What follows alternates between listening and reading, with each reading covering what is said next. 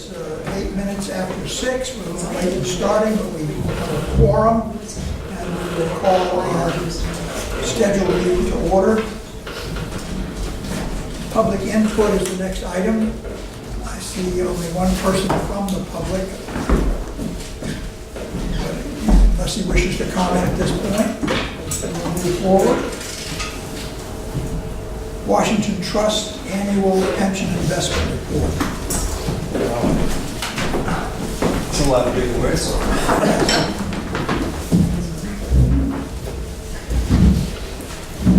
Yes, we have a new face with us, Irene Ferreira and Eugene McCabe, who's returning. We have a new one. The one you got in your packet was the September. This is November 29th. That's the one you're supposed to refer to at this point. Go Good to evening, it. everyone. It's good to be here again. It's been about a year. What you have in that booklet is relatively current on the valuation. It's due last week. However, on the performance, it ends October 31. So just to keep that in mind. But you can see on page 1, as of November 26th, just over $4 million. The figure I use, and I want to apologize. So in April 1st, Washington Trust took on a new vendor. But this presentation is a little bit different.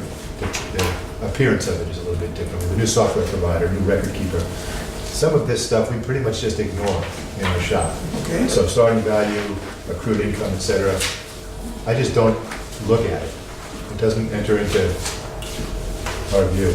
When you see ending market value, $4,027,469, that's what I look at. At November 26th, that was the market value of your portfolio. They add on some accrued income that the bonds would hold, or maybe dividends that have been declared but not paid, and come up to $4,040,000. But $4,027,000, roughly 67%, that blue piece of the pie in equities, the green being fixed income, 28%, and then a healthy cash balance, 5%. As you know, there are lump sum distributions from time to time and other distributions, and we've pretty much played it safe with a 70% equity allocation target. We generally try to keep a good amount of cash in reserve for when it's needed. Excuse me just 1 second. Professor, do you have a copy of this? I do. Yes. Okay, Yeah. go. Okay. We can take a look at the landscape of returns, this calendar year, starting on page 2 through October 31. You see a lot of red ink. If we saw this at September 30th, it was a whole lot cheerier. NASDAQ to the left up 6% year to date. It had been up 17% September 30th. The NASDAQ, led by the FANG stocks, the growthy tech names that have been the darlings of the market the last couple of years, have come in pretty harshly since September 30th. Let's see, S&P 500 up 3% on a year-to-date basis through October 31. Our WMI growth sleeve, that's the equity portfolio that the pension plan is invested in, just breaking even year-to-date. It had been leading the S&P 500 up until September 30th and gave it back as the market collapsed in growth stocks. Didn't just 2 days ago the market go up 700 points? It did. So, okay. So this is the count. I think you go with the reference point. Here we are, October 31. Over to the right, you can see EFA and emerging markets. The MSCI EM down 15%, EFA down 8.9. We do have exposures there in your portfolio. International's been a lot worse than the U.S., as bad as the U.S. has been the last couple of months. The other factor that goes into that is the strong U.S. dollar. When the dollar strengthens and you have money invested abroad, when you do the currency translation, if the dollar is going up, you're behind. You lose a little bit more ground. So that diversification, you're going to find that in a pension plan. It's a long-lived pension plan. You're investing for the future. You have to incorporate many different asset categories. We do incorporate international or foreign equities. I think we do so less than other managers. I think that's been to your benefit in general. But that exposure to the international is a drag when you compare with the S&P 500. To the right are 4 different bond indexes. We use the Barclays U.S. Intermediate Government Credit, down just less than 1% year to date. As you know, the Federal Reserve Bank has been raising rates periodically. That upward pressure on rates translates into downward pricing on bonds, and overall bonds have been kind of not a safe haven.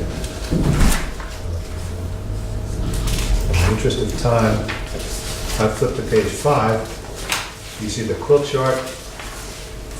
Each column is a calendar year. Each tile is a color-coded asset category. You have mid-cap exposure, small-cap exposure, large-cap, that's the S&P 500. You have international. You have fixed income. You have cash. So a lot of these things do apply to the portfolio that we manage for the pension plan. 2018, you can see again as of October 31, the U.S. large caps up 3%, cash in second place up 1.4%, but not a lot of returns. You know, a 60-40 stock portfolio on average up just less than 1% on a year-to-date basis. So a lot of give back since September 30th. To the right, kind of sorts it all out on a 10-year annualized basis. You know, each category will have its day in the sun and its day when it gets pounded. But overall, it's been really a U.S.-led decade. To the right, you see mid-cap stocks up 14%, large cap of the S&P 500 up 13% per year, small caps up 12.9% per year, all the U.S. stocks. You get down to 60-40, and then below that, you get to the foreign equities up 8% and 7.3% on a compounded annual basis for the past 10 years. At the bottom, commodities, natural resources down 4% per year for the past 10 years. So that's just, again, a landscape of returns to give you a context how things have been behaving.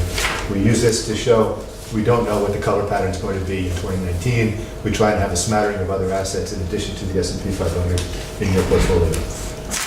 On page 6, and here I'll apologize for the small font size. I think they tried to condense this together underneath the masthead of Washington Trust, but I'll talk to them when I get back to the office. What we see here on a fiscal year basis, what happened in 2014, the authority went out with an RFP looking for a manager. We won that contest. We agreed at the time to start with a fresh track record and just call it from here, and to use a blended benchmark that was related to what the holdings are. So since we don't have an entirely U.S. stock portfolio, we don't use the S&P 500 as our equity benchmark. And for the total fund, we don't just use 60-40, but we blend in the different equity categories, some cash, and the fixed income piece. So what we try to do is lay it out here, since that point in time in fiscal year 2015, how your equity portfolio has done, how your total fund has done, how your fixed income fund has done, compared with relevant benchmarks that are proportionate to what the holdings are in your portfolio. And then, of course, we have the actuarial assumption. So you can see on a fiscal year basis, 15, 16, 17, and 18, complete years. Then we have, it's a little confusing because we're in November, but I have the first quarter, July, September 2018 will be your first fiscal year quarter, and then just the month of October, starting your second quarter. Then we have 4 months, basically fiscal year to date in the 4-month category. That punishment we took when the market reversed in October shows up in that 4-month category. And you can see your total fund for this fiscal year down 2.9%. The blended benchmark down just 1.6%, but still down. And common stocks, you can see, is where the shortfall hits. Minus 4% for you, minus 2% for the equity benchmark. I would point to, again, the correction in FANG stocks. If you look at the Amazon, Apple, Facebook, Netflix, that group of stocks, they've been leading the market for 2 years, basically since Brexit in June of 2016. They've become the darlings of the market in 2017. When the market went up every month like clockwork, they were up more. That all came to, they got their comeuppance, starting a few months ago. So the growth names are out of favor. Investors have switched to a more defensive posture. More dividend-paying stocks are seen as a safer haven in this kind of equity environment. Are there any questions on this page or anything you'd like to bring up?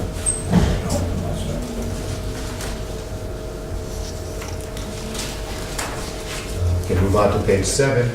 Again, I apologize for the small font. Next time you see me, this will be larger. On page 7 there, you can see cash flow for the fiscal year. Again, about a little more than 4 months. This is brought up through November 26th. So we started on July 1 with $4,978,000.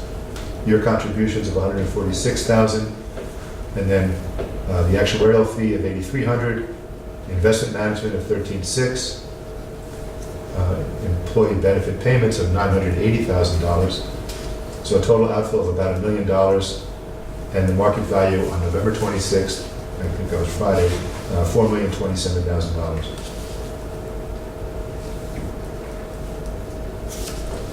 A drop of 95,000 from the impact of the market.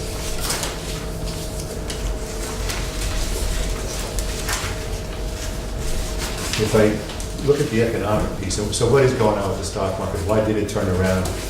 When I was here a year ago, we talked about a synchronized economic recovery globally. Every region you could point to was growing, and everybody was building on the success of their trading partners. It was a great story. I think we started talking about tariffs and trade wars, and things kind of came off the rails. What we also see in the U.S. is, I think you have the Federal Reserve looking at an economy that's not overheating, but it's nearing capacity. Unemployment is now in the 3% neighborhood. No one really thought it would get this low. In that environment, you don't need a tax cut, but you have a president who wants to keep advancing the ball, and so you have the Fed raising rates trying to slow things down, and the president cutting taxes, running up a deficit, trying to goose more activity. We don't have the bodies. If you create 200,000 new jobs a month, which has been the pace, you don't have 200,000 new employees to hire. So you kind of run to capacity. You can't keep supporting that growth if you don't have the people. Consumption is a function of the population and its wealth. People are employed, but there's not growth in that population. Immigration has been curtailed.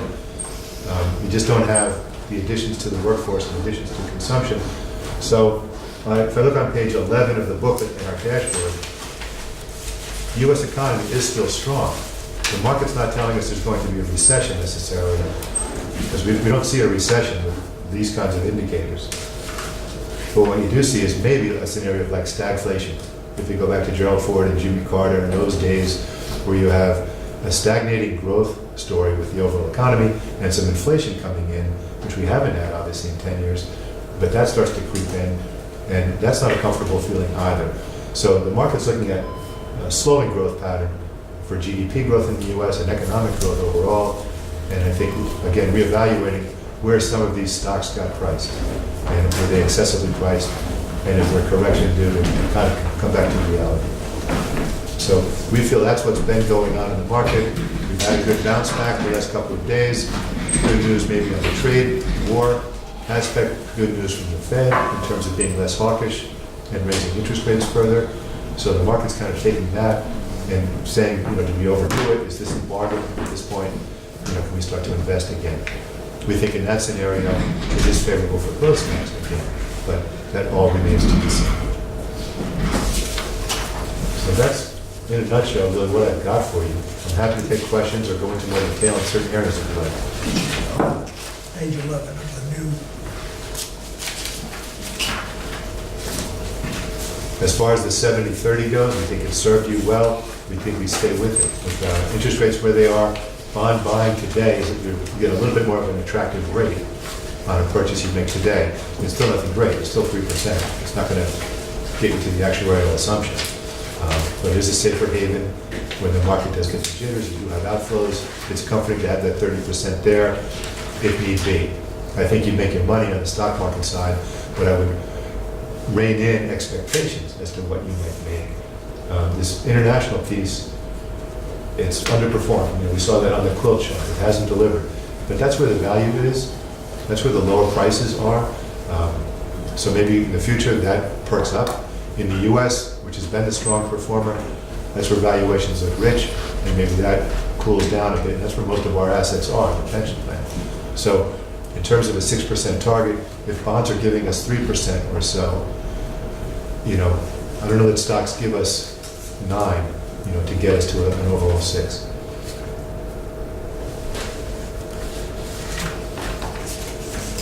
Anyone have any questions? I just have an observation, and it's just an observation. And I'm on page 6.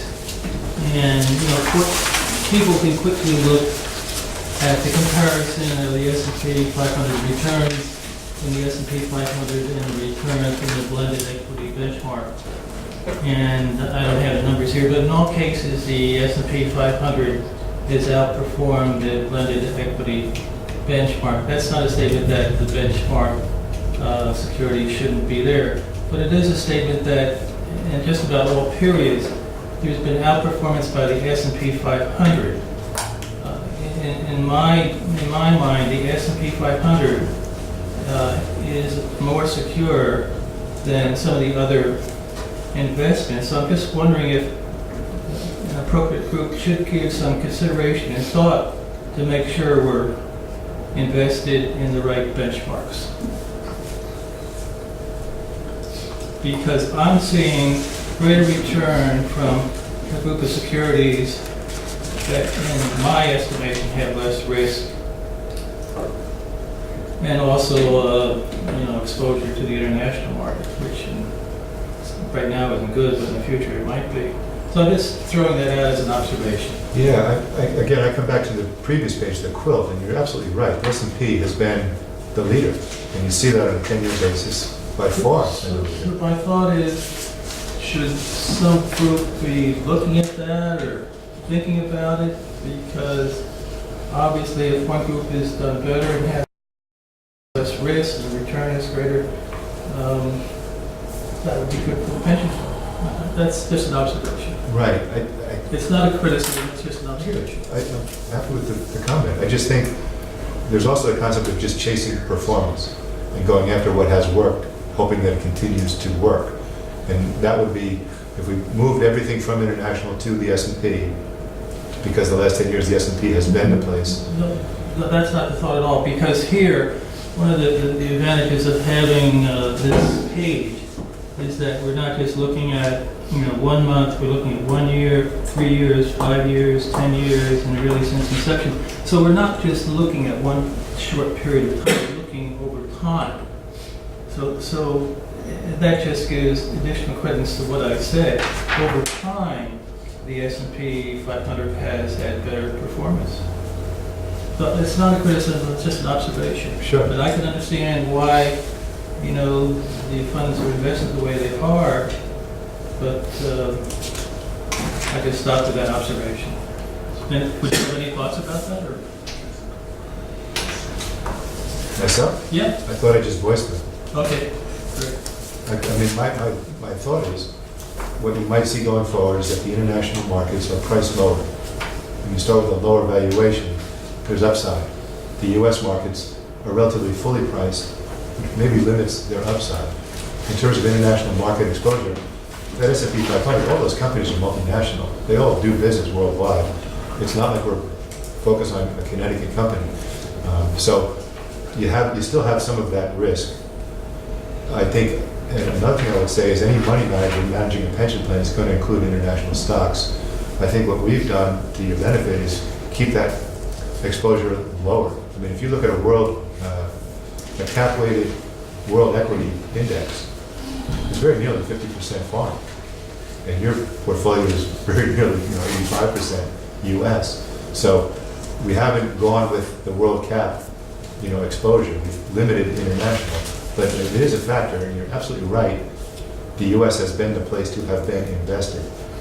It still remains a question of what the color pattern looks like for next year. To me, the biggest limitation about what to choose for investments is the fact that we have our workforce is older and they have the right to withdraw their lump sum pension at any moment in time. So investing in international, although I would find it very appealing, I don't think is something that is particularly prudent given the fact that we have a short time horizon. Gene, one thing we just talked about a few minutes ago is the pension fund is going to be a declining balance as we enter the next 5 years or so. And I think we've estimated in 5 to 7 years, we're only going to be down to 5 or 6 people left in the pension fund. But should we, as we approach that date, maybe look to it as in the same manner that someone approaching retirement kind of circles the wagons and gets a little more conservative, that if we know in that 5 to 7 year period when we're down to 5 people, that we liquidate with a payout, that you know where I'm headed? I absolutely, and you're absolutely right. I mean, that would be the prudent thing to do. Frankly, Yeah. if we could do it, if we were fully funded, I would argue that we should do it now. We have this volatility in the market. The only person who should be in the market is someone whose money is going to stay in the market Right. for years. Right. If it's a year and a half, 2 years, 4 years away that someone is cashing out this fund, you don't want to have 70% equity. Right, it's not like it's continuing with Yeah. all the new employees. So it's The 10% piece that's in international, I wouldn't say that's going to save you the risk. You know, the 10% of the equity portfolio that's in international ETFs, really, you know, spread them out as diversified as it can be. I don't think that's a particular risk factor. 70% in equities, if this has a short horizon, a short time horizon, that's a risk factor. You're not going to make any money on the 3% bonds, but you won't lose any either. right. And if we have that risk, obviously, in stocks. Probably we look at this maybe in a year from now, or as we might have a better idea of when those dates are going to be. Yeah, if those dates are looming, we should be scaling back from the 70%, the 70% equity. And I'm happy to work, if the board is concerned about international exposure, this is a collaboration, this blended benchmark. We can collaborate further and change the benchmark. That's doable. But as I said, I think any manager would put you in international. I think we've put you in less than most would do. If you want it eliminated entirely, that's possible. How would we go about approaching this? I just I have think one, it maybe is something that should go to the finance committee. Yeah, yeah, Yada, yada, and then come back to the board. okay. I just have one closing thought. I mean, with the S&P 500, even though, you know, they have the international exposure because they're multinational organizations and whatnot, it's really difficult to say that type of exposure hasn't done well because it has outperformed the blended benchmark.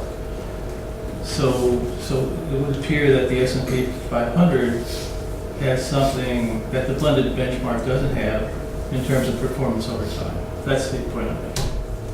And it's indisputable, it's right here, it's black and white. The part I don't dispute that at all. Just the look ahead part Yeah. is uncertain. It's uncertain, but what we can do, I mean, I don't know what's going to happen tomorrow, even a second from now, but the beauty of this, again, I'm just saying what I said before, at least we have performance over time, which is really important in trying to consider the best investments, I think, really important, critical. Well, let's say that the finance committee will take another look at this in due time and see if you have any recommendations for the board. Happy to. Okay. Any other questions, comments? I know you've got a lot of extra detail contained in the report. I suppose that the rest of the report only reflects any changes you made in getting rid of stocks or buying something new. Right. But all that detail is contained in the It earlier is. report. Thank you. Go home early. Thank you. It's a pleasure meeting everyone.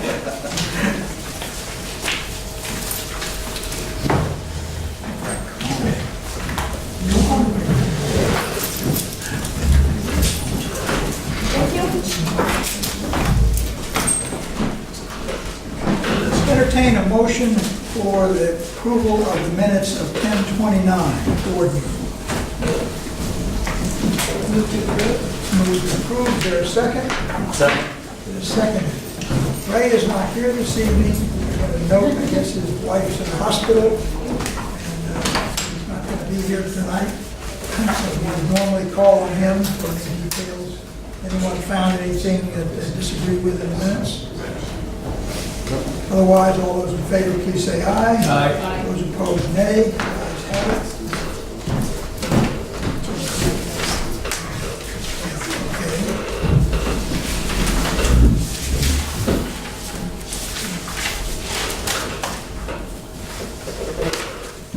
Here's the executive session minutes, September 27th. They're just stable. Oh, both taken together, okay. Well, sorry. that one now. Sorry, okay.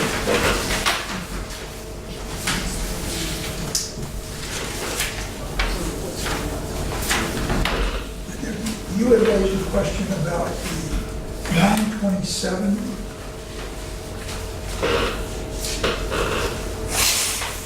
See if that is now correct as you consider, and if not, I would suggest you just go talk to Joe and see if you can iron out whatever issue you may have.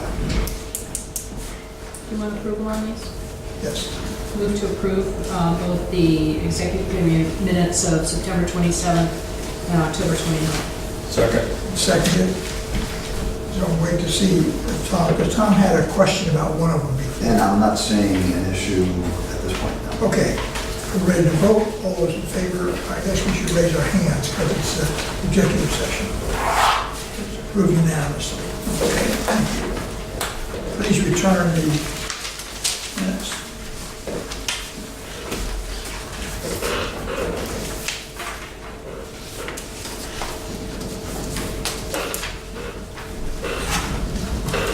Executive Director's Report. Well, it's been an extremely busy fall. We did close on our bank bond on November 14th, and we've been spending it. First requisitions have gone in. The day. The day it was closed, we were looking to see if when the money was available. As you know, we've had a number of projects going on. We've been working on the Medicom pump station. We've had water main construction projects in all three towns, the Child Street project, and what else did we have? Seems like there should have been one more. Ferry Road? Well, Ferry Road, that's right. Wood Street. Wood Street got added on, and that ended up being a little more complicated than we thought it would be. But fortunately, the main is in, and it is getting hooked up in the next few days. Sue, did you want to Well, I just have some provide an update? pictures, quickly.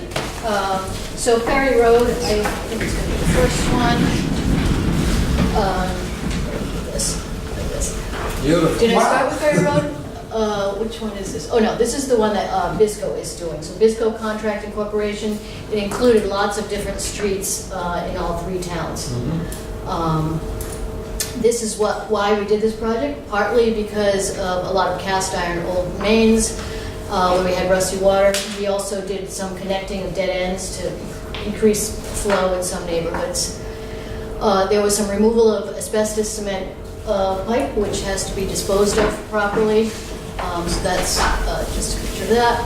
Just some shots of water main going in. This is in Barrington on Townsend Lane. They had some really large vehicles, which posed a little bit of a problem on some of the small streets, but they worked fast. And so, yeah, this is the loader, the excavator, also putting gravel back in. It's a picture of a T on our existing main with a gate valve. So that project started a little bit late. All three projects started a little bit late this year. That's why we're kind of running up into winter time. All three should be wrapping up in the next couple of weeks and be finished, except for paving and whatnot next week. That project with Bisco, we will have one change order because we added Wood Street, but generally should stay within our budget on that. Ferry Road, the project was done by Bristol Construction. That has gone with very little issues or problems. Yes, yeah, don't say that. Aside from a freezing cold weekend where we had many people hooked up to the bypass, but 25 homes were hooked up to bypass piping. Did we plan your issue? So that obviously was one of the reasons why next year we should try not to have our projects going this late So, into the Well, season. that was going to be the suggestion I would make. Yes. And it was very unusually cold. It was unusually cold, but in all three Record projects, cold. for different reasons, the contractor started, well, for one, we started out later in the season instead of the spring, but they also got delayed 2 to 3 weeks with contractors getting started, and that ended up being the Sure. So there's But some. I have to say that my experience was just extraordinary in terms of their willingness to, I mean, when they hooked it up to the bypass, he came by my house at 8 o'clock at night when I came home from work to do it. And then Thanksgiving night at 9:30 to unfreeze the pipe He was had a few people extraordinary. he had to unfreeze, yeah, in that. And I gather it went on until midnight that night. Yeah. So we have had, Brito's been one of the contractors that's very responsive with our customers, which, you know, obviously we don't have with all contractors, Well, but we live in Bristol, so. they've been very good. The project was pretty straightforward, so there haven't really been any change orders. We are wrapping the pipe. You can see that's a special wrap that should provide additional protection because of sea rise and possibly this being a wet area at some point. We chose to add that additional protection for the outside of the pipe. That's just what it looks like going in.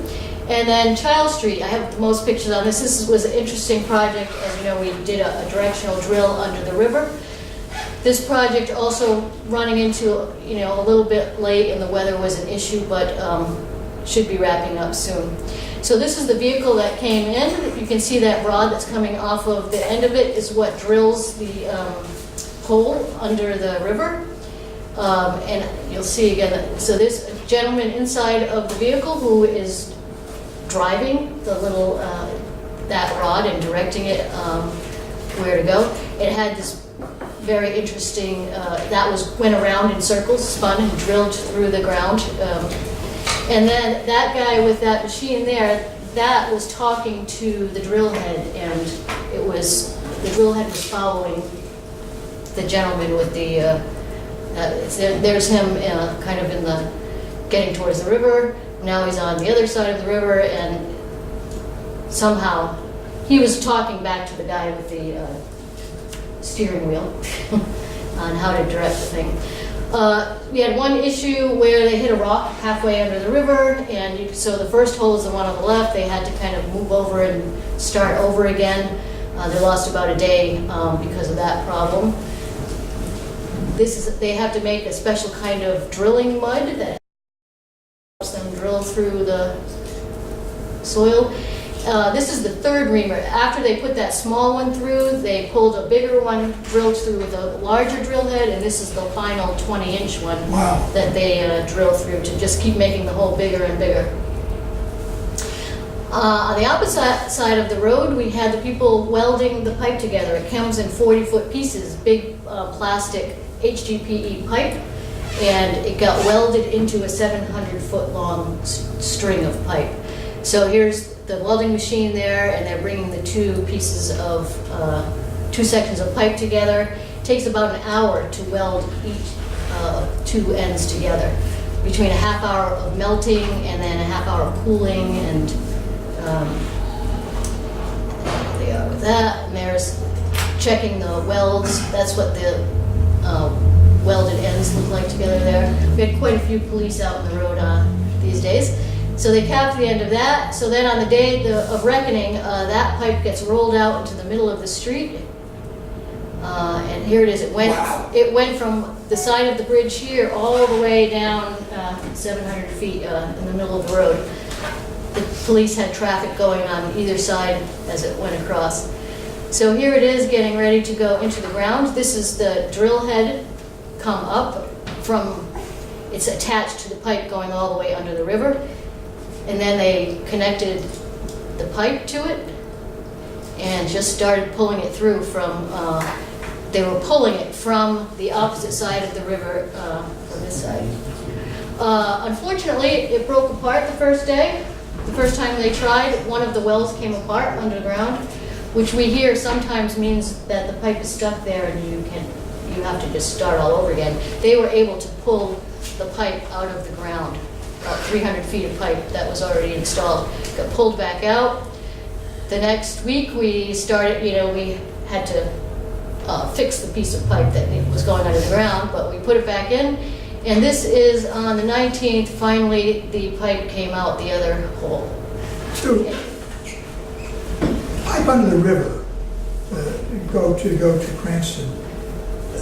That one was through rock. through rock. This is not This is through just through, rock. this is just, So this is a 20-inch thing, and the mud then goes around the pipe once it gets past. There's nothing between the pipe and the ground, it just Right. closes in Right. on it.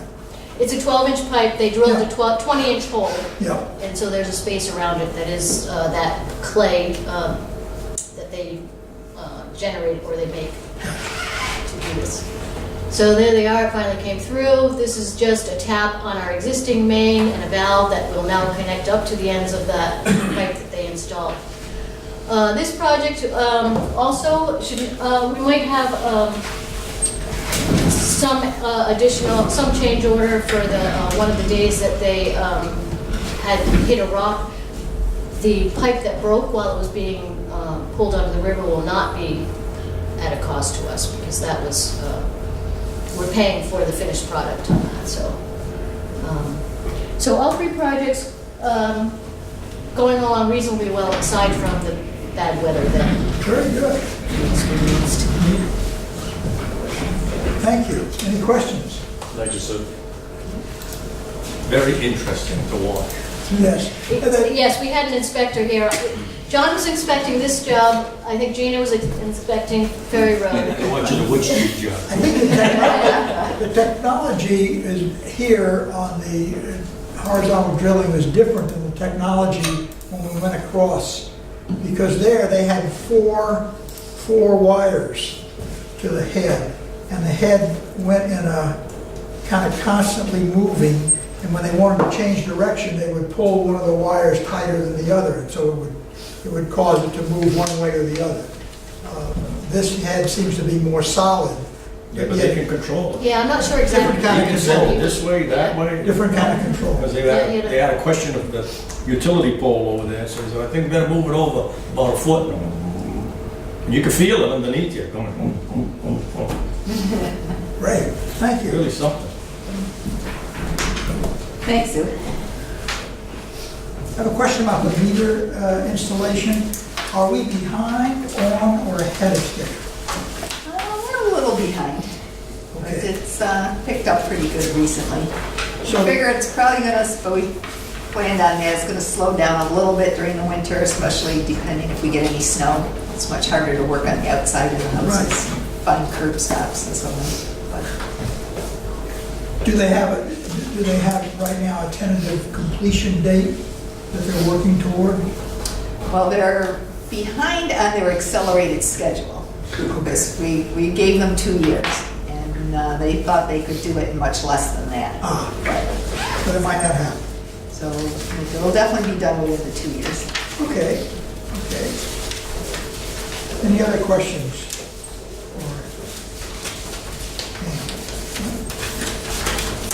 Moving ahead, the financial report.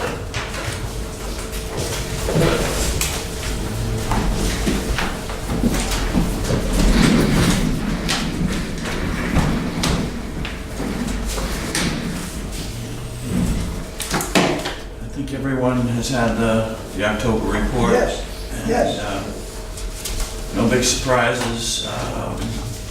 Everything is pretty much Revenue. as it's planned. Revenue is holding up there. You know, on the page one, the number one, dollars billed and gallons delivered, we're up, dollars billed up 7% on a 3.25 rate increase. And the gallons are about 5, so the difference is really the rate increase in dollars versus the gallons. So it's as good as we could hope for. And the year after, we had kind of a sluggish year last year. So, you know, budget-wise, revenues are 8.7 over budget, expenses 2.4 under budget. Perfect scenario from my perspective. Sure. Well, and this is going to be covered by the Finance Committee because they're going to report about the future. Right. I mean, right now, our debt service ratio is over 8, which when we get into the budget talks, will show how that, I mean, that's going to start to go down as we start to spend some of our cash IFR reserves. So, All right. any other questions on October?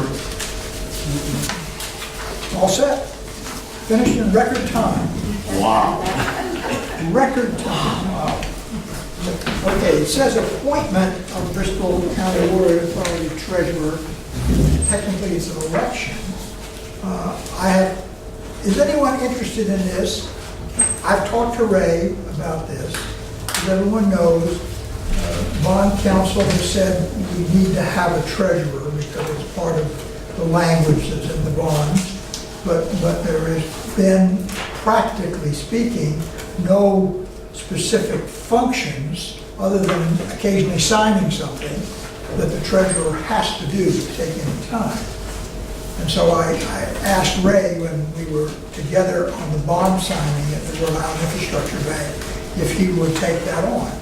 He did not object unless anyone else was interested. Hearing no one You else, just combine the two jobs? yeah, somebody wanted to become the treasurer, we'd be elected treasurer. And unless we wanted to change, we would have the opportunity to change that come our annual meeting when we elect officers again. And if no one wants to change it, we would just make the secretary treasurer one function. But right now, we would be naming him the treasurer. So under that basis, I would appreciate a I'll move that motion we appoint to elect Ray him. Palmieri to be treasurer. Fine. Second. A second. Any other nominations? All those in favor, please raise your hand. We have someone voting, anyone against, it's unanimous, and we have someone from each town, so that's great. That's done. Okay, Finance Committee.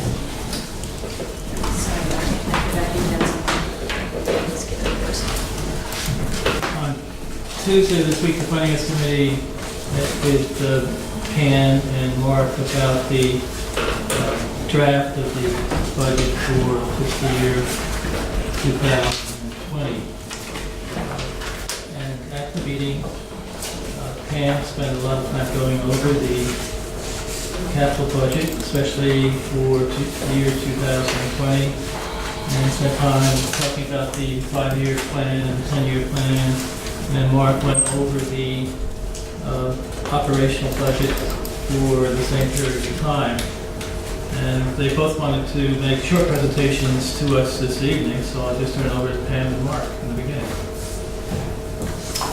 Okay, so if you want to look at next year's draft plan for the capital plan, nice ones with all the colors. Just to make it simple, the green and the blue is cash, whereas bonds are the pink and the brown. The green and blue are separated because the blue is infrastructure projects, and those are funds that can be taken out of our infrastructure reserve fund. The green are capital projects that aren't considered specifically infrastructure, but are SCADA instrumentation, for example, pump station work that needs to be done, not specifically on the pumps and motors, but on the structures or the, for example, Nyack pump station, we need to build a retaining wall in the future. This actually applies more towards down the road in my 5-year plan. But we need to, that pump station sits in a very low area subject to future flooding. So we had a study done on that, and we need to build a retaining wall around part of the pump station to prevent flooding. We've also, when we did the renovations, we raised a lot of the equipment up to a higher level. One thing we do have left is a transformer that needs to be raised, and that's going to be relatively expensive. It's very high power transformer. Other work that we were looking to do on the administration facility, the elevator we are looking to go forward with this year. We did discuss this in the committee. We're looking at certainly much lower cost options. And we are talking to our architect about that as well. One thing was discussed on.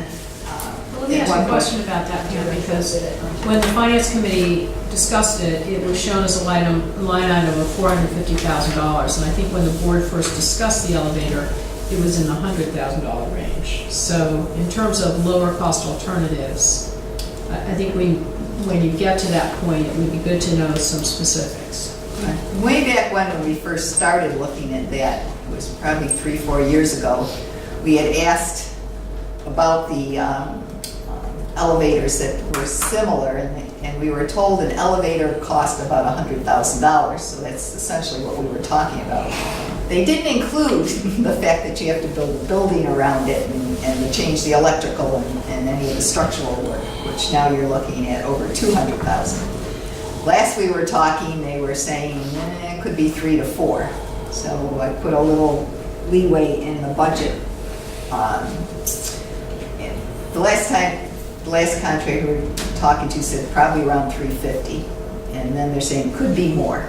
So just to be safe, I put 450 to include all the architectural and engineering and anything else that we might need with it. The idea is hopefully we'll come in much less than that. And we'll be talking with the architect about options that would make it cheaper as well. You know, what if we don't go all the way to the basement? Is that going to be a significant cost savings? And what can we do for, Gina suggested some of the codes, perhaps maybe we could get some exemptions. But we'll take all that into consideration and definitely come back to the board before we do anything. And then it will have to be bid, and we would see then what the actual cost would be and whether we... What functions are in the basement now? What functions the basement, other than storage? Just our record storage, Okay. predominantly. And the main issue with that is the records are in very large, heavy boxes, and our idea is people have been bringing them up, either carrying them or using a hand cart, and you get into workman's comp issues, especially as our staff gets older. But it would have been beneficial to have it go all the way to the basement. But we're looking at that as possibly an option not to do. And see if that has a significant costing deduction.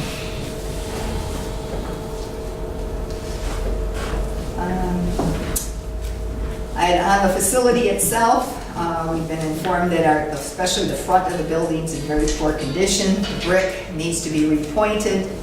We were told a couple years ago we need a new roof, so we might be combining a number of these projects and get some cost estimates and bids together to move forward perhaps around the same time. Our biggest expenses are the Pawtucket Pipeline project. This is just for what we would be doing in 2020. It actually, if you look at the 5-year capital plan, that goes out over the next number of years. We are still looking to bid the project late winter and hopefully start construction this spring. We've come up with some problems with ledge in the Pawtucket streets that, in East Providence, but Pawtucket Highway in East Providence. We've tried to get a meeting with the East Providence personnel to go over the issues and what the kind of delays we might be involved, and if we might take a secondary look at another route, the one we had originally looked at. But our engineers say the other route is so much simpler, it really won't take that much longer to put specs together, and we would be able to go shallower as well. So we're going to make a second try at it. At least have a mayor to talk to. And we will have a mayor to talk to. We will have more authority. It still would have to go through the city council, but the mayor would be the final decision maker in this. Hope Street Tank, I'm actually going to talk about this a little bit in executive session, but we're looking at building a pump station for the high service area for fire flow. We were looking at the possibility of replacing the tank. The tank looks like it's in good shape, so we may have... I don't think the Historical Society will let you take it down. It might be the least expensive option at this point to keep it in use. Then we have about over $2 million in water main rehab for next year. We're looking at replacing pipeline on Mulberry and doing a number of streets in that area in Bristol to strengthen the system, provide additional fire flow, and to provide better flows through the system on the low pressure side. Water main projects in the blue is cash. That's for projects we do in-house or we may do along with one of the towns or the state if they're doing some work and we want some an extra section done. We would have some funds to be able to contribute to that. The rest is just in-house work. Pipe inspection launcher. We've been working on the idea of inspecting the pipeline that goes under the bay. Actually, I have it in the 10-year plan to inspect it about every 10 years. But we do need to set up a system whereby we can launch the instrumentation through the pipe. And we've been working with one of the companies on that as to what would be needed. We still haven't got that finalized, so we were looking to do that this year, so perhaps next year. Along with East Providence, they've been working with the same company they want to do an inspection of their pipelines, which I think would help us significantly for them to bring that attention to the council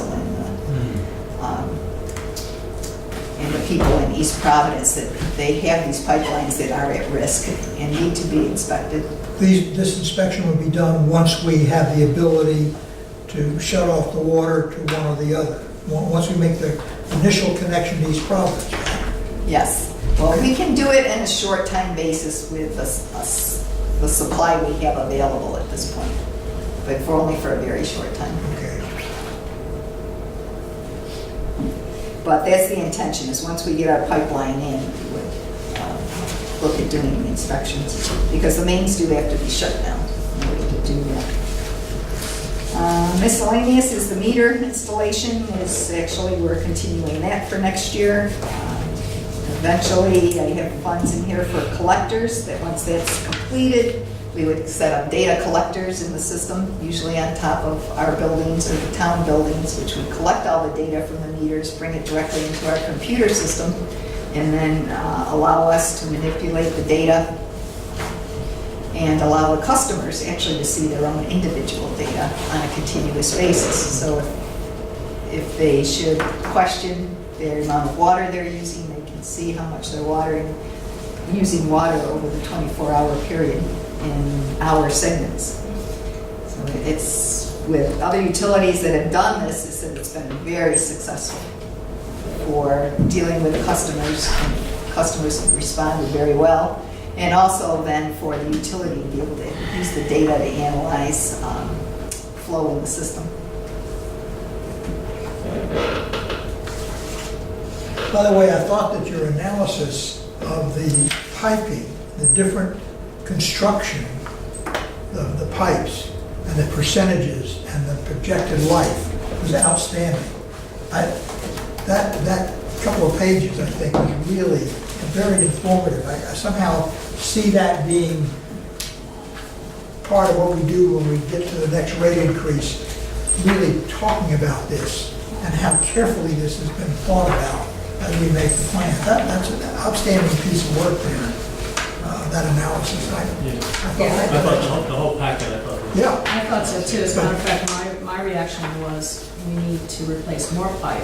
Yeah, well, I knew you would say that. Because of the Predictable, huh? Yeah, that's all right, that's all right. Which is, as I mentioned in the Finance Committee, this is actually the second 10-year plan I did. The first 10-year plan spent about $10 million more in pipe work. But we ran out of money a lot faster. So for this presentation, he's kind of pretty much stuck with the Plan 2, where we're spending $70 million over 10 years instead of $80 million. But if the board is interested in going more, we can certainly. I told her to cut it back. Mark was getting upset. Well, I mean, it's not like it's going into our pockets. This is all for the benefit of the system. Right. I think the case can be made, and particularly as I was reading this, I'm thinking, there's got to be ways to show this as to where there's a specific payoff by going faster. Well, in particular, showing some of the deteriorated pipe that Right. has been removed in the Right. past. You know, because when I went through this, you know, since 2013, you've done 4% of the pipes in the system, if I'm reading this correctly.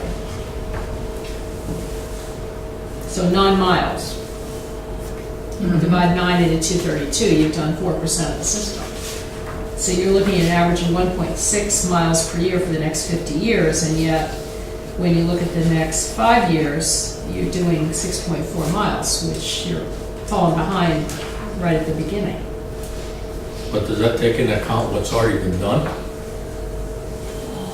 I did put that in there. The next 5 Yes. years, the major issue is the fact that, yeah, I separated out the renovation part versus the new part. So we're gonna be spending a lot of money on the Pawtucket pipeline and that work, and then we're gonna be spending a bit of money in new pipe for the high pressure zones. So I Right. didn't include that. I just was trying to show how we were renovating the existing pipe. Because to me, in terms of communicating to the public what we're doing, you need to combine those in some fashion so it's clear that we're investing X million dollars a year in either renovating or replacing or adding new Yeah. piping. We have 230 miles of pipe. X miles is considered to be okay, And X is at risk. right? And the rest is at risk, and these are the kinds of things we're working at. So it's that shorter or smaller amount of length that we're dealing with, and here's the plan to deal with it based on the kind of pipe and the potential for corrosion or breakage. See, I think it makes a good story. I totally agree with what you said, Alan, and I would suggest that you take this memo, less the projection about what we're going to do in the future, which is not yet baked, but take this and put it on the website in a fashion that's easy to read with some illustration of some of the pipes you've taken out. Because you want to start building the story before you ask for the order. Are we getting is Randy doing any kind of check on how many hits we get on the website? Yeah, I believe there's a counter on it. Oh, is it significant? Is it like No. Kardashian? No. Very, very small. Well, there's no reason for people to go on the website other than pay their bill. Yeah, most people are complacent too. Once Well, the I water think turns that on. You have to push information out to them, and to the best of my knowledge, we don't do that by email. But And this- that's the way that you build an interactive presence with people. You don't just put it up on the website and wait for them to come. But by the same token, over the last several years, since we really got into a capital program, aggressive capital program, we've had very little complaint, very little input, very little complaint. I mean, Gallison, I don't even like to say that name, used to rail at us because we were raising rates. But nobody else complained. I think they saw the value. Either they were complacent, didn't care, or they trusted us that what we talked about doing was in everybody's best interest. We weren't just being frivolous with the extra money that we raised, but we were investing in a system that had been let go too long. You know, what we talked about, we're an easy mark because we're local, Of course, of course. you know. It's amazing though, Alan, even at the height of real attacks, it's amazing how many people didn't even know or didn't even care. Right. Really.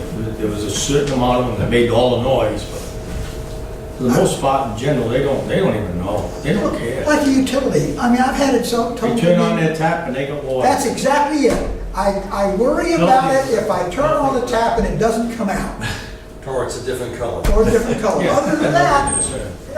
same thing with a light switch. Right?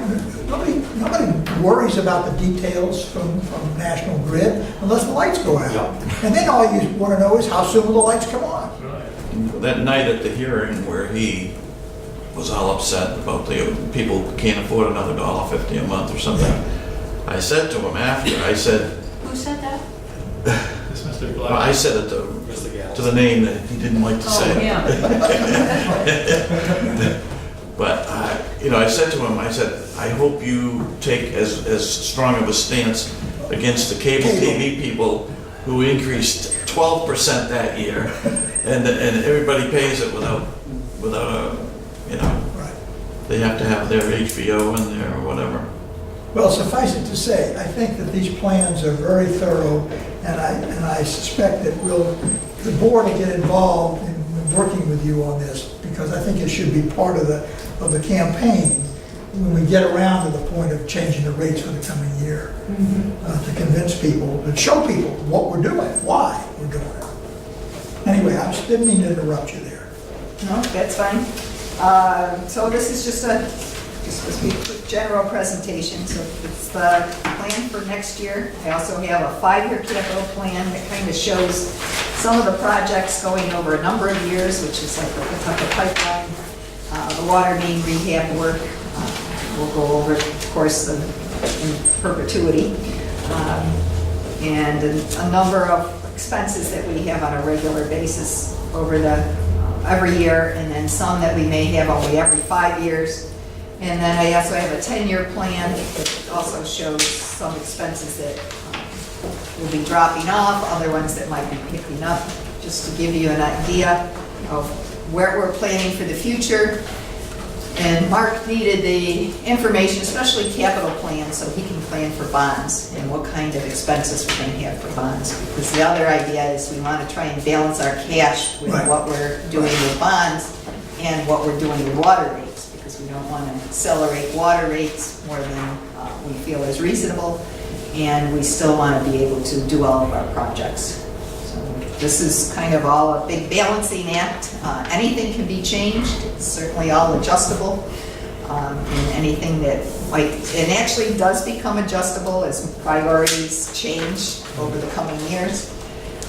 One of the items that Sue mentioned, shrouding the pipe with an additional protection in case of saltwater intrusion and such to prevent corrosion. I look at that and label that as resilience, or under the topic of resilience.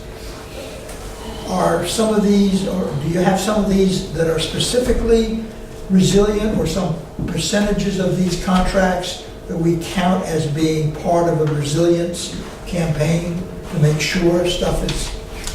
Well, some of it's built in. Like I Okay. say, anytime, we did the same thing with Wood Street because it's close to the water in that area. And where the water table's high, it's become our policy that we will wrap the pipe.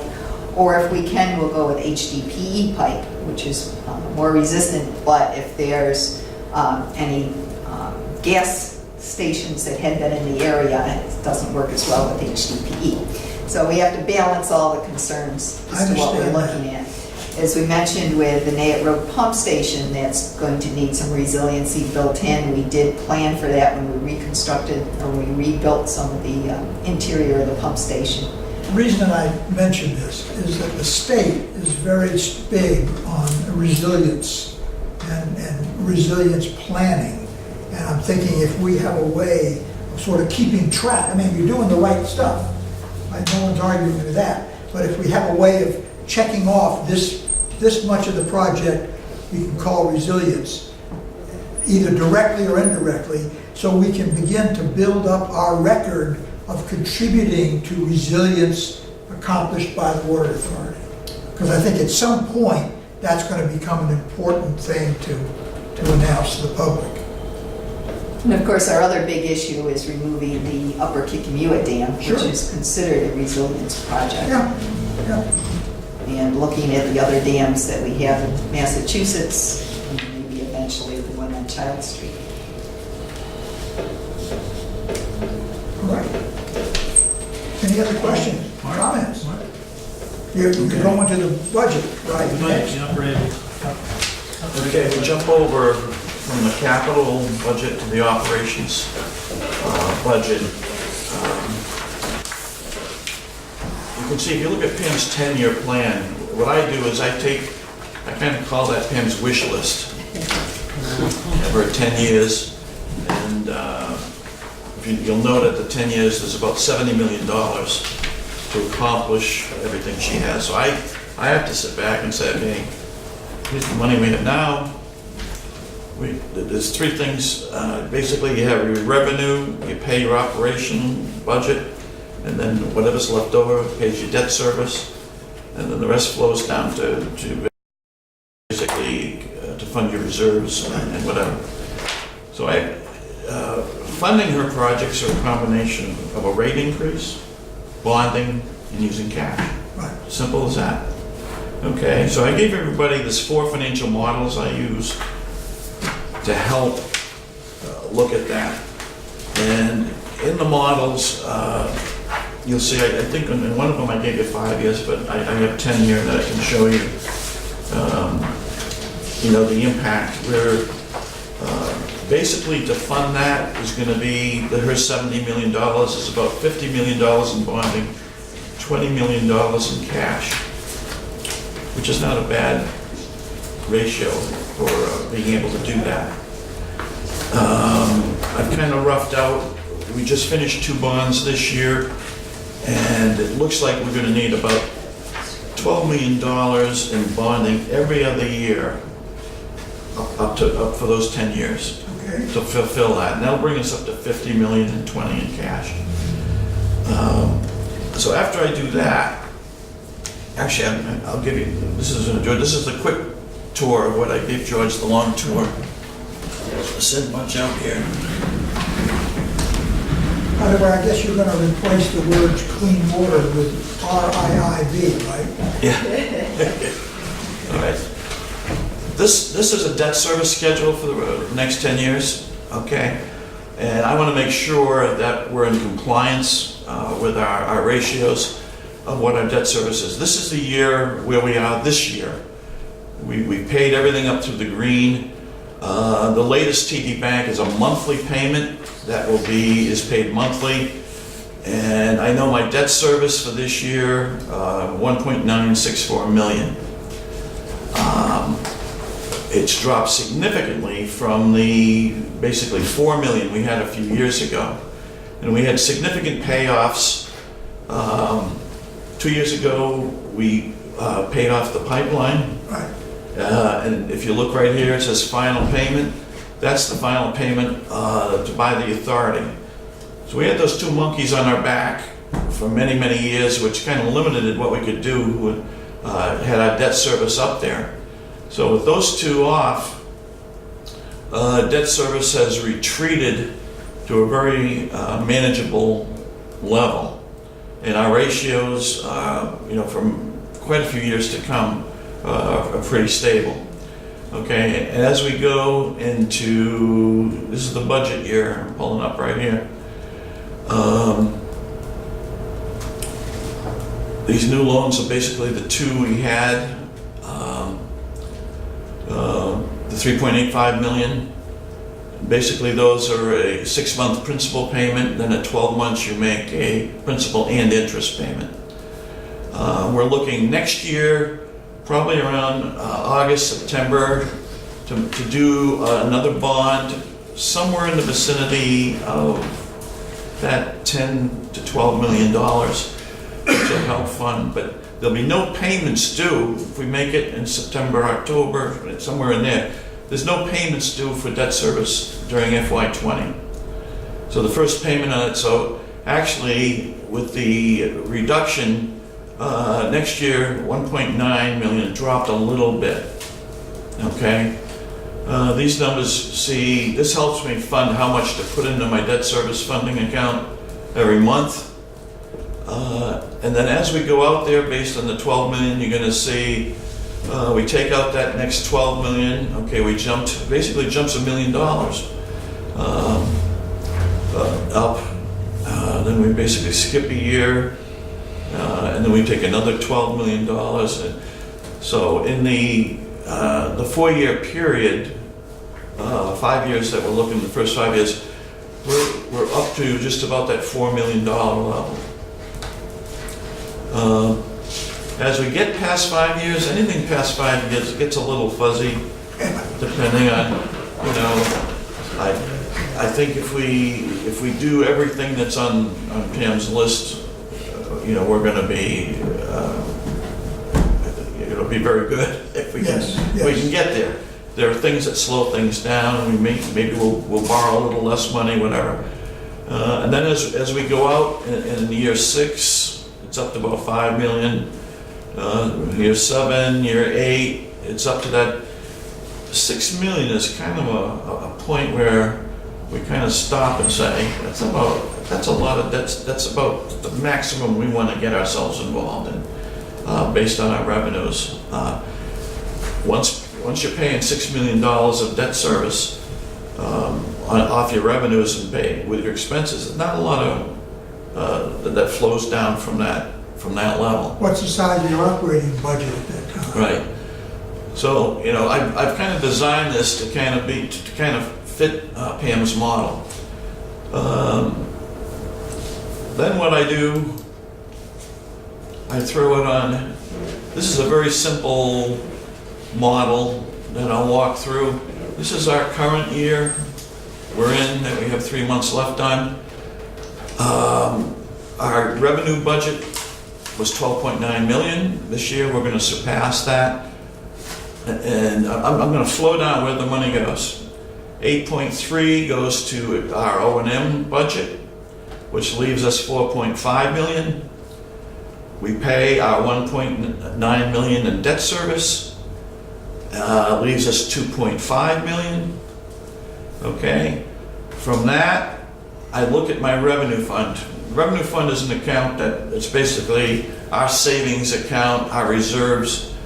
So that 2.5 is going to flow down into that. So at the beginning of the year, we had 8.8 million on 3/1/18. It was broken up into 5.4 in the revenue, 2 million in the IFR fund, 1 million in the cash reserve for capital, and we also created a few years a stability fund. Okay, so that 8 is divided up into 4 separate holding accounts. Was the stability fund for emergencies? Stability fund we use due to the bond. The bonds require us to have 3 months of reserves held by them. We have 1.3 million in a emergency O&M reserve fund. Okay. That if there was a catastrophe, we would use that money to pay our bills for 3 months.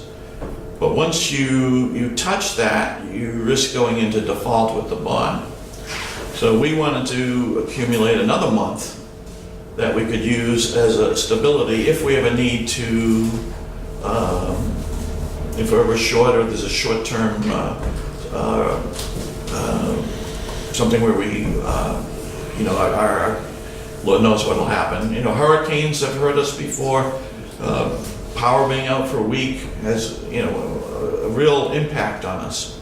And actually, the state does require a stability fund for loss of revenue in just those types of circumstances. Understand. So what we do, we take the money at the beginning of the year, the 8.8 million, we take the 2.5 that flows down, we add that to that. If you remember last year, we used a lot of cash to pay bills that we were refunded at the closing of the TD Bank loan in June. Yeah. They gave us back 1.7 million, so that goes back into the cash, okay?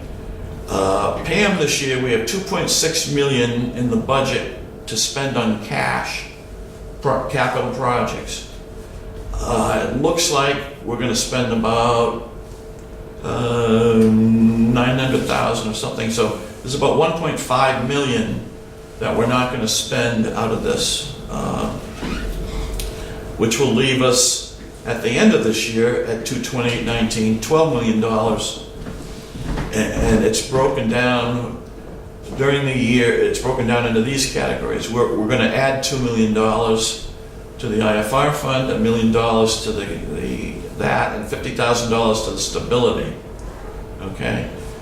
Now projection. This was all done over a year ago when we had this budget approved, and we estimated the debt service would be about 7, and right now it's about 8. Because we've done better in revenues and better in expenses than the original budget there.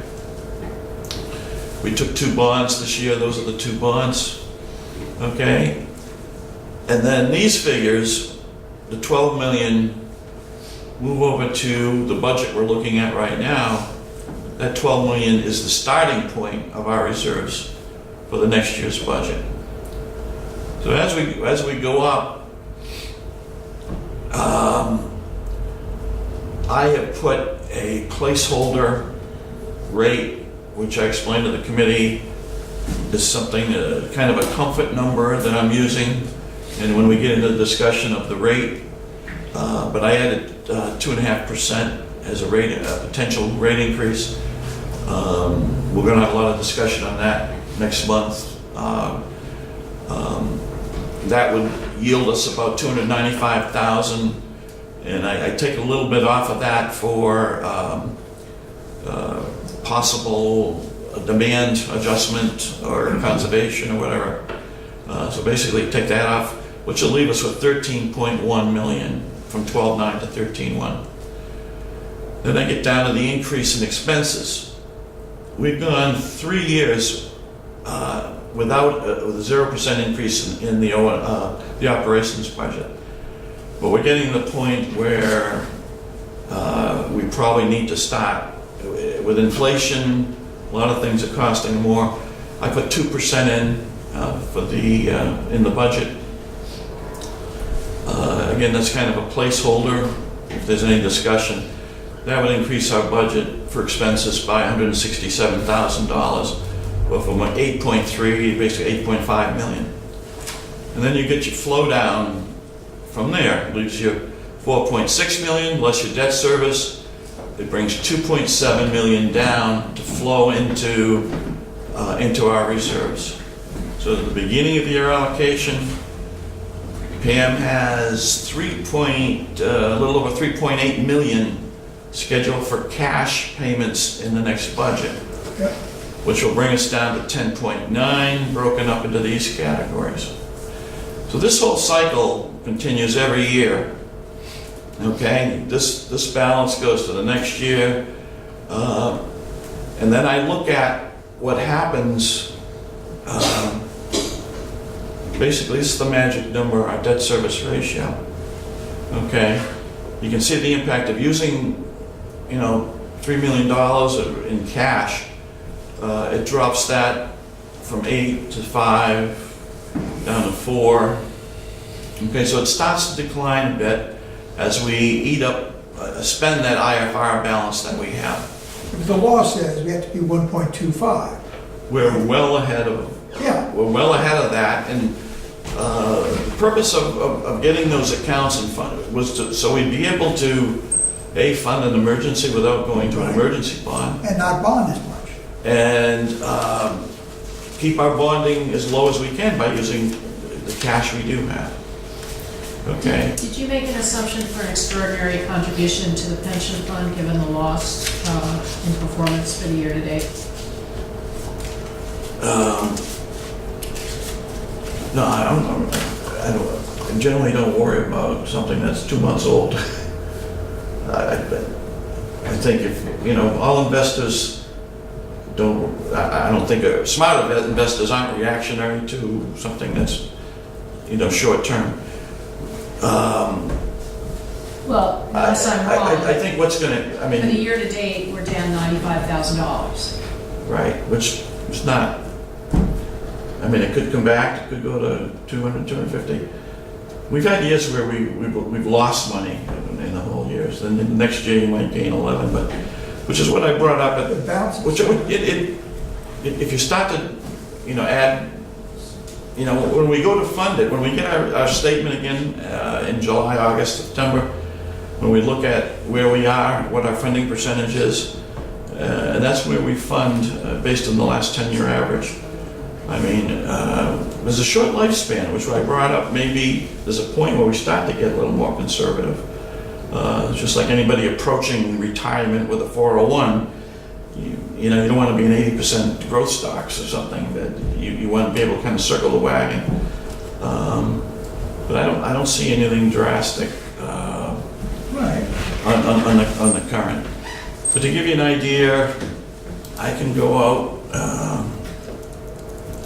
I go to the second 10 years. Basically, to be financially stable, we're looking at 3.5 for years 2 through 5 in about 4%. And our debt service, if you go, is down to, in year 10, 1.73. Yeah, but before we, I mean, the lesson we learned when we started the main capital program, we had to put 11% in, is that if we put a little bit more in now, it significantly reduces the amount of the increases later on. Right. And so I think that's going to be up for a I think, lot of you know, discussion. I can show you, it's very reactionary. If we go back, I'll tell you what I'm gonna do. We're proposing 2.5. If I go to 3, I'm gonna change it now on the fly. 3, 3, 3, 3. And I'll do 3 for the remaining, I missed one there.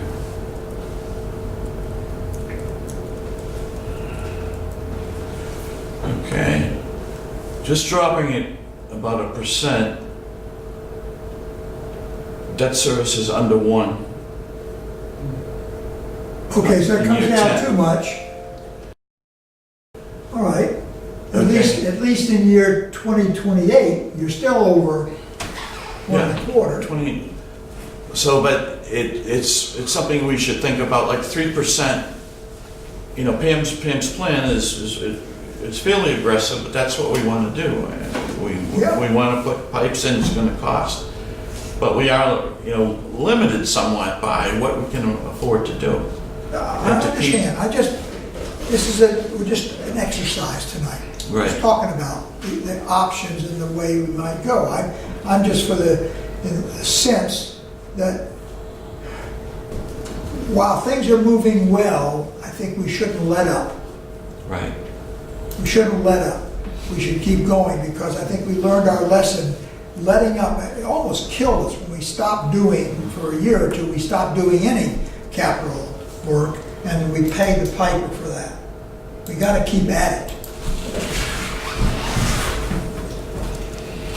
I'm just going to put these back to where they were. Yeah, well, I mean, of course, But this- beyond 5 years is This is a model I use to kind of get a feel at what we kind of need to think about across, you know, as time goes by. Then I take that and I'll get into the operational budget, which is pretty straightforward. I'm just going to show you a quick thing. We generally just don't hand this out, but this is what I use. I basically take everybody that works here, what their rates are, what we anticipate. I have a placeholder in for management increases, and again, that's just a placeholder. Any changes, the union goes in June 1st at 3, which is 9 months, is about would be 2.25%. I have all their on call. I have overtime at 12%. It's usually 8, but with the meter installations we're doing, it's coming out about 4%. So 8% for normal operations, additional 4. So this would be overtime total. All my FICA and medical, Medicare payments go across, and then I know all my health and benefits. These are last year rates. Again, we don't have it this year set in stone yet. And for budget purposes, I added 7.5%. So I know this is what everybody has for benefits: single plan, spouse, family. Some contribute 18% that have been here more than 10 years roughly. Everybody since then pays 20%. This is our group life and disability.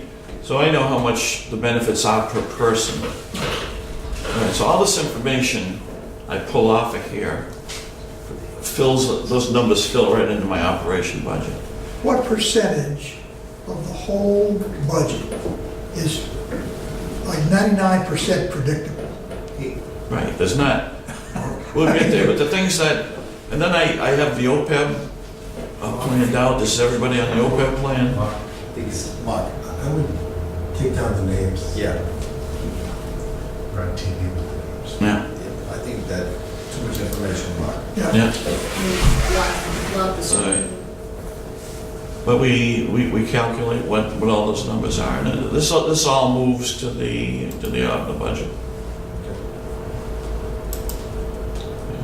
Which I think everybody has. Now, you went through this in detail with the finance committee, Right. so I'm anxious, when you're finished, George can comment on can that. you action the comments, the sense, the direction, areas of concern or discussion? Well, the finance committee, Are you finished with this? Yeah, unless, I just kind of did a Yeah, quickie well- to show how I get there. let me just say a couple of things about the process. We've had more than one meeting. We've had a couple meetings maybe 6 months ago. And I think the first one of the objectives, or two of the objectives of the first meeting were to be ready to present this information to the board at this point in time.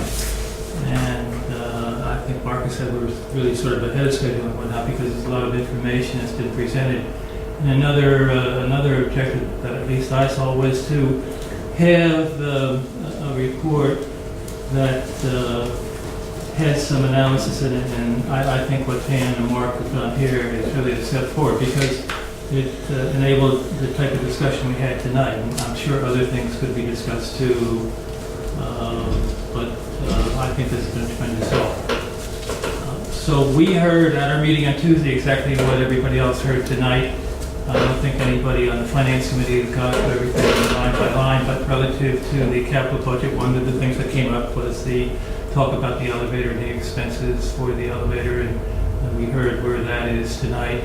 And on the operational budget, there wasn't a whole lot of discussion about that. Some items came up. One that I can quickly remember was about landscaping. Landscaping was up, but it seemed to be in conformity with the general thinking of where it should be. But we didn't go through it, item by item and whatnot. I've looked at all the numbers and they seem to be reasonable to me, but it's sort of still a work in progress, as Marcus said. I mean, some of the numbers still have to be set relative to insurance and relative to, what the rate increase is going to be. But for this point in time, I think both processes are in good shape, and we're very fortunate to have that much work done at this time. And I personally want to thank Dan and Mark for everything that they've done. Good job, good job. What was the difference between when the actuary came here, the actuary's recommendation for our contribution to pension versus the long-term, what was that? But they had suggested we funded a discount of 7.5%. Then we're funding at 6.6. What's the difference? In dollars? Yeah. It was 100 and something thousand. It's right here. I mean, ultimately, that'll be one of the points that we'll determine. Yeah, I think last year's budget was 450. But we actually ended up doing a lot more than that. After we got done, I think we're doing about 4.25 is what the basis is now, and that's at 6.3 discount rate, which is our last 10-year average. Okay. So we we're took a funding higher much number. more than they're suggesting we need to do. Okay. Well, it would be well to know what that Yeah, difference is. I think the difference was about $90,000. Okay. Of what we actually funded this year versus what, because I think the discount we wanna last year keep was that 6, small. went to 6.3, so. You want to keep that solid, I think. That's Yeah. the sense of the board. Any other questions right now? Thank you, Finance Committee. Any other questions at this moment? Just, is there anything that anyone would like more detail on, more information on? Please Yeah. let Mark or I know. I'd like to see a little chart that would show what maybe by quarter of percents on increase, rate increase, what that would do to us in terms of the next 5 years, not 10, 20, but over the next 5 years, the way that would play out. If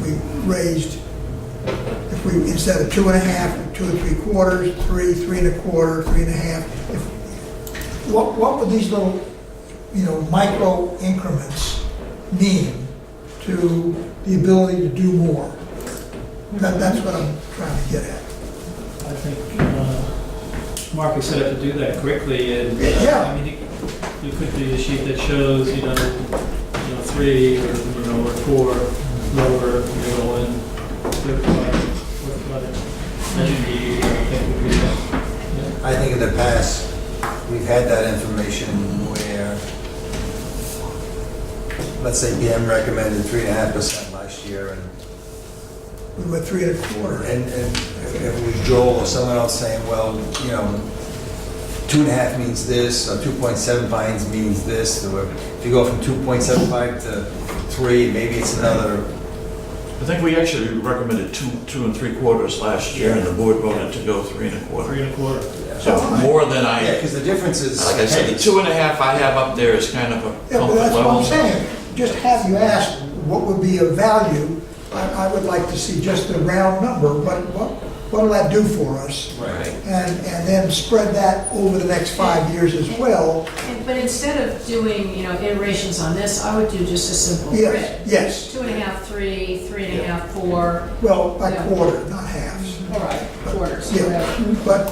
But I think that would be helpful. Yeah, I mean, I think seeing the great amount of detail gives us confidence, gives me certainly confidence that your model is very workable and very all-inclusive. From that perspective, following on, with what Gina is mentioning, is just condense this now and say, okay, if the rate is, the next rate is 2.5, 2 3/4, 3, 3 1/4, 3.5, 3.75, something like that. All right, Here's but the what impact do you want to see it has on the debt service ratio? I mean, that's, No, No. just the The dollars. service ratio is The dollars. way up anyway, The dollars. so that's not gonna be a factor. It doesn't give us a bother until you get 20 years out there. I'm thinking, what it's gonna allow us to do in terms of added capital programs. right. Because if we're doing well with these, and we're making progress, and we put this together with that marvelous analysis that Pam and staff have done. Well, I think just there's- plugged in 1% in the next budget here.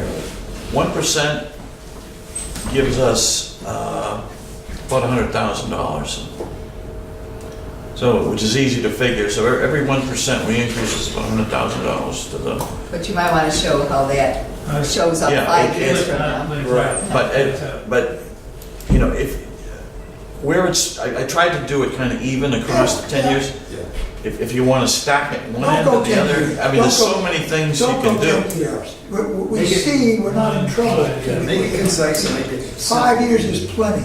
I should be alive 5 years. Plus, we want to know what it's going to cost the More ratepayer. vitamin. Yeah, like we have in the past, what each 1/4% or 0.5% Yeah. not only gives us money to spend, but what the ratepayers are going to pay. Right. I mean, just, we're gonna, in 10 years, we're going from 13.1 million Don't go all like No. that. to, Don't go 10 years. no, but You're it's losing 18. its horizon. That's enough. We'll be changing all this, Yeah. and all the conditions will Yeah. apply anyway. Yeah. So I'm just saying, within the 5 years, that's enough in a condensed version. But we can talk to you about Yeah. what we want to see there. Just a follow, and that was the thought behind this, because that type of analysis could be put in here as a financial analysis. And the intent here was to have something very concise and to the point, and that would certainly add to what's in here Yeah, too. exactly. So that just Yeah. enhances the process. Exactly. Very good. There's a method to our madness. There is. No, I think there has been. Okay. Are you done? The proposal for investment of public funds, that is supposed to come after the executive session? Or is that something that we deal with? That's after. That comes after. So what's Say that again? number 11 is the proposal for investment of public funds. And I guess that's item 3, executive session. Maybe you don't have the latest version. No, 11 is board correspondence. No, The 10, The latest- 10. the latest one is number 10 is executive session, number 11 is proposal for investment okay. of public funds. Yeah. Are we gonna have the vote? Are we, do we have anything to vote on yet? Well, What is the No, proposal? no, for that's, investment? yeah, wait, hold on, I'm just at pen. Well, it was to authorize going forward. all right, So we don't need to vote. We may not necessarily, I don't think we're gonna vote. Okay, okay. I thought you were just asking because sometimes you'll say when we come out of executive. That's right, I wanna be Yeah, able to so say that. I would suspect that you are not going to vote on that item in executive session, that you will, well, let's just come up with a table if we have to. Okay, Um, okay, because what I'd like to do is, if that's the case, that we won't deal with number 11, okay, when we come out of executive session. You I we think have- I'd like something definite. Okay. Whether to, I Okay, think you may be able to, I don't know quite where we're at, so you may Okay. be able to do that in executive session. Why don't we leave it on? all right, And if you- Right. If you have to, you'll table it, but you'll have to restart the camera. so then let me just jump to number 12, board correspondence. Last time, everybody got a copy of that draft letter that we're working on. And so I appreciate if you have comments. I know Juan was scribbling away furiously there. If any of you have input to that, you can't have a committee letter, but if you've got comments, bring them in, give them to Sid, give them to Pam, give them to me, send them email, whatever, because I'd like to be able, early in January, I'd like to get that on to the town councils, get their approval of this, and then get it to all our reps, you know, in January, once the town councils have joined us. Are you gonna place that on the December agenda for us? Yes. Okay. What I'm hoping to do is to have something that's more finished Okay. by December, All right. for the December meeting. And then we'll hone it if necessary, but I'd like to, and when we have everyone who won, we begin to put all that together, so we can really just make this thing happen. You know, what would be useful is if you could distribute that to us electronically. Sure, I can do that. And then also, with a note, let me interrupt, anyone that has any comments, you know, Get it to me by X date. there's a due date, Yeah. you know? I think we may have to retype it, because we fiddle, I'm not that fluent with changing, and somehow I've got stuff in there that I don't know why, I can't get rid of it. We may have to retype it or something, but we'll get that to I you. think I have a clean copy. Yeah, we'll get that to everybody, take a look. I'm trying to shorten it, I'm trying to make it simple to read and make the point, hey, do something, fund this. It's law, it's state law, fund it. Now, It's a regional project. are we looking to get endorsement from the town councils, or just letting them know what we're doing and they're okay with it? I would like to get Or their support? endorsement. Okay, I would have it set up so that they can pass a resolution or simply endorse it, okay. so that we can say in the body of the letter, hey, the council's all behind this, the board is behind this, here's the law, here's the deal, and you gotta do something, because really, it come down to the crux of this thing, is it would be insanity to put in a pipeline that serves us And not someone else, and not serve East Providence all the way to Pawtucket. I mean, that would be ridiculous. I reiterate what I said, I think, a year ago, which is we are not going to be able to do this effectively, in my personal opinion, without some good PR counsel from a professional. Okay, okay. We're not good at this. No, I understand, and maybe that's a point we should talk about. Getting somebody on board who can make it work. Because we've Maybe used them that- in the past. You know, maybe that's something that can discuss after one or two meetings with City of East Providence. If we can get a meeting going, Sure, see where they are. sure. It doesn't make sense to, I mean, we can spend all the money we want, but if, you know, we're bouncing it off the wall that someone else has put up, really it's money not well spent. Right.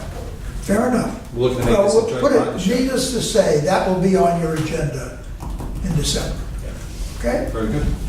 So, having said that, our next meeting is December 19th. We're going to go into executive session. We will come out of executive session. We may or may not take action on proposal for investment of public funds, either table it or do something, and then we'll adjourn.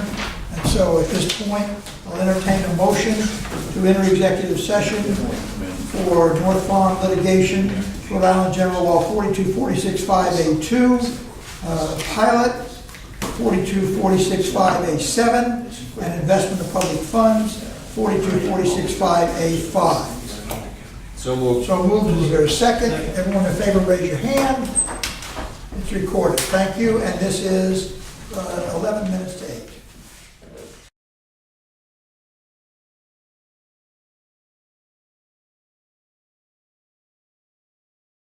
8:38, we come out of executive session, entertain a motion to seal the minutes and to adjourn our meeting. So moved. Moved and seconded, all those in favor, please say aye. Aye. Aye, the ayes have it.